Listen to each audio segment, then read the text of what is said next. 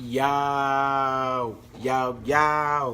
What's good, man? This is your boy at DFSMasterMind _ over on Twitter. So we're going to hop into it. I'm going to let y'all know what I like for tonight, man. You don't have to listen to me. You know, this is all subjective. It's just people that I like, people that I'm going to be using, places I want to attack, and I'm going to let you know all that good stuff, man. Starting off with pitchers. The first pitcher I got my eye on is going to be Mr. Carlos Martinez, man. 8-4. He's been struggling. He got rocked a couple games. But he's going up against the Rockies. If the weather holds up in this one, he's a favorite. You know, and it's a total, like the game total in this game is low. So that means, you know, it's not super hot weather or anything like that. They don't have bonuses on the weather conditions. And it looks like the Rockies' implied run total is 3.8. That's very low. We all know the Rockies are a dangerous offense, but that's mainly due to their home field advantage.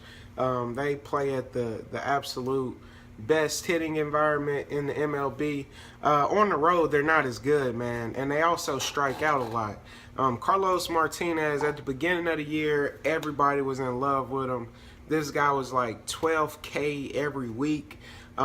He's down to 8.4, man. I think that's a perfect time to take a chance on him, man. He's still the same guy, still the same pitcher. He's just been going through a little rough patch. I think tonight should be a safe spot, man. You know, hopefully the weather holds up. That's my biggest concern in this one. But yeah, I like Carlos Martinez. Next pitcher I like is going to be Mr. Jake Arrieta. The man is at 9.3. He's going up against the White Sox. You know, battle of the Chicago teams. And he's going up against James Shield. Arrieta is a huge favorite. We got wind blowing in. That is a positive.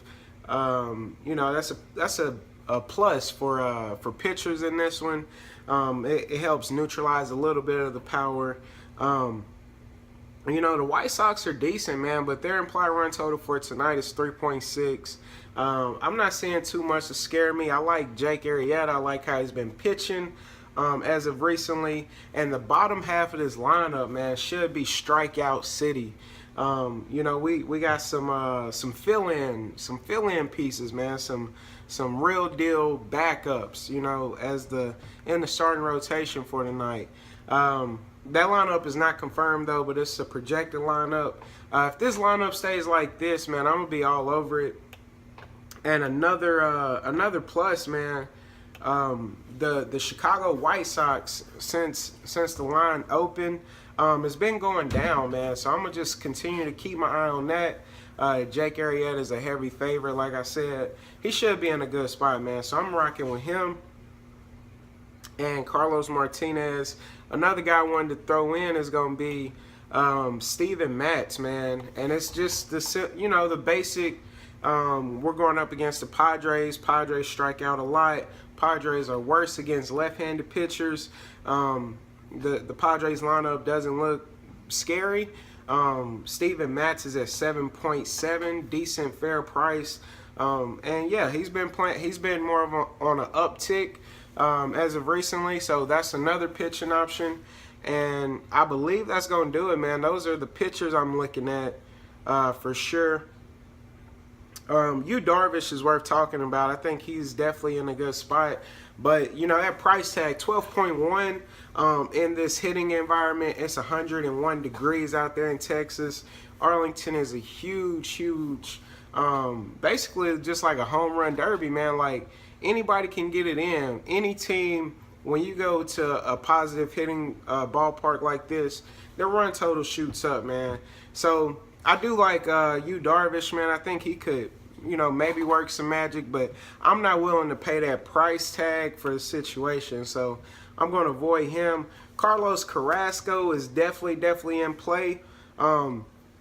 Myself personally, we just seen the Angels put up 7 runs. They went to a few extra innings last night into Cleveland.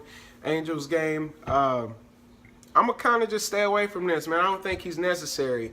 I think I have two ace-like pitchers that I talked about that I'm getting at a discount, in my opinion. So I'm gonna rock with those guys. But Carlos Carrasco, Yu Darvish, like I said, they're definitely in play. If you're looking for some top dollar guys, now somebody I'm worried about is gonna be Mike Fiers a little bit. Even though he's been balling. He's been doing his thing going up against Philly. We seen Charlie Morton just absolutely go ham last night. Mike Fiers should, hopefully he was taking notes and try to copycat that, but I don't think, I think the Phillies will show up a little bit. And the thing that really got me off this is Mike Fiers' price tag is 10.2. I don't think he's worth that, man. So that kept me away from him. If you want to really take a chance, you could throw a Jimmy Nelson out there or a Gio Gonzalez. I think Jimmy Nelson has been balling as of recently. Well, really all season. He's having the best season of his career this year. But he's going up against the Nationals. I know Zach Davies came out of nowhere yesterday with a shutout game, but I can almost guarantee that Jimmy Nelson won't repeat that. You know, the Nationals, they're just too good, man. They're too good to string together too many bad games where nobody's hitting the ball. But I do like Jimmy Nelson, man, as just a, you know, if you got money to blow, if you're running a ton of tournaments out there, Jimmy Nelson, he would be very, very low on, that's for sure. And he could be sneaky, man, and have a really nice game. But yeah, the three guys I'm messing with, those are the ones I talked about. And that's going to be Carlos Martinez, Kmart, Jake Arrieta, and then, of course, Steven Matz going up against the Padres. Now, as far as bats, we got to talk about this real quick. I just talked about these two pitchers as a tournament option, but I think bats, we can look at this one as well. Same thing as yesterday, a game stack with Milwaukee and Washington. They're two solid teams, man. They have a lot of power, a lot of big bats. Now, it's not like yesterday. Yesterday was two, you know, more average pitchers. These two pitchers are a little bit above average, but that don't mean that runs can't be created and runs can't be scored. So I do like this game as an option. In this Houston and Philly game, I'm not really, I mean, you can stack Philly every day. You can stack Philly every day of your life, and you could, you know, win some money. Like, that's just straight up. I like Philly a little bit, but that's not really what I want to attack tonight. Houston, I say I like Philly. I like Houston, but it's not staring out to me like I need to play this. Aaron Nola is a decent pitcher. Mike Fiers is a decent pitcher. Now Toronto versus Paul Blackburn. We can attack this, man. They have an implied run total of 5.4. We have wind blowing directly out. I will mark them on the checklist, man. They meet all the requirements. You know, below average pitcher, high team total, positive hitting environment. You know, they meet the checklist. And the Athletics are going up against Marco Estrada. I don't necessarily want to attack that. They have an implied run total of 4.2. You could pick and choose a few bats if you want to get you a cheapie, like Jed Lowry. Chris Davis has been seeing the ball well. But I don't want too much from this. Next game, Angels in Cleveland. I do want some of these Cleveland bats, man. I would mark Cleveland down for sure. Ricky Nolasco, he strung together a few good games, but the majority of the season he's been giving up a ton of walks and a ton of home runs.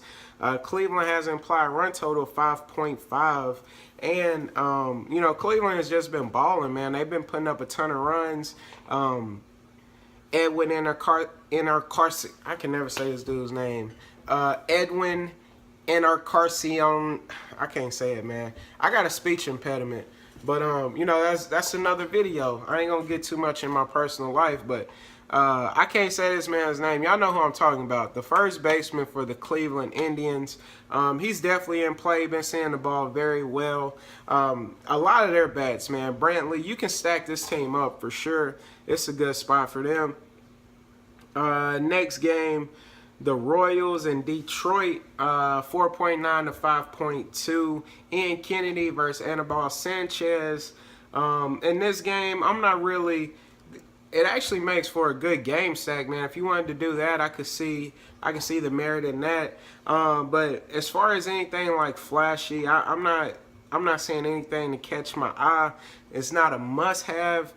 Could be a very, very sneaky game stack though, because the team totals both are really high.